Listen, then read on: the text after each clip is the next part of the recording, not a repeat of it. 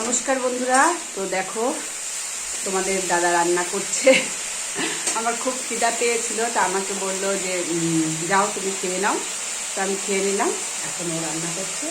আবার এসে দেখি কি মানে আমরা ছোটো মাছে হচ্ছে কালো জিরা দিত, তো দেখি আবার কালো জিরা দিয়েছে। বাবা সেই ব্যাপার স্যাপার। তো দেখো রান্নাঘরে কী অবস্থা করেছে। হ্যাঁ, তোমাদেরকে একটু দেখায়। এই যে অবস্থা এরকম এরকম করে রাখছে। আর কি করা যাবে, ছেলে মানুষ, ওরা করবেই, কিছু করার নাই। রান্না যে করে দিচ্ছে এটাই আমার জন্য অনেক পেটে শান্তি হয়ে গেল। মানুষ বলে না, কথায় বলে না, পেট শান্তি তো দুনিয়ার শান্তি। এখন আমি কাজ করতে পারবো। কি আমাকে দিবা রান্না করতে, না তুমি করবা? হ্যাঁ, কোনগুলা ভিডিও?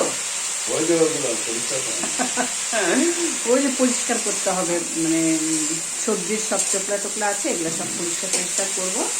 তো দেখো কি সুন্দর করে আবার নাড়ছে টাড়ছে। পারে রান্নাবাড়ি ভালোই পারে, রান্না করছে। আর এদিকে রান্না করতে করতে কিন্তু একটু, আর যাই হোক, কিছু করার নাই, ছেলে মানুষ, ও অনেক কিছুই করে। ওরা ওইটুকুন তো কোনো ব্যাপার না, মানুষে অনেক কিছুই করে, আর উনি হচ্ছে খালি এইটুকুনই করে।